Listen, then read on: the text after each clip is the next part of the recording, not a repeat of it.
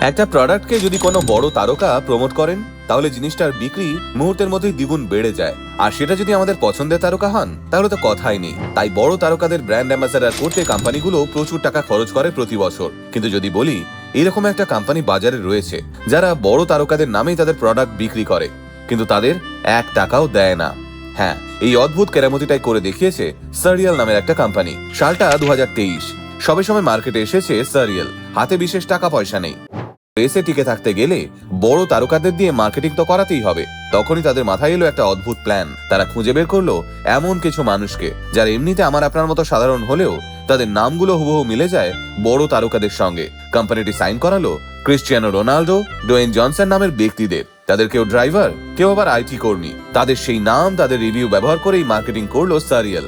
মজার ব্যাপার, মার্কেটিং এর এই লুপহোলটা একেবারেই লিগ্যাল। কোনো চার্জ দিতে পারলো না তাদের বিরুদ্ধে। আপনারাও কেমন মার্কেটিং করতে চান? কমেন্টে জানাবেন আমাদের।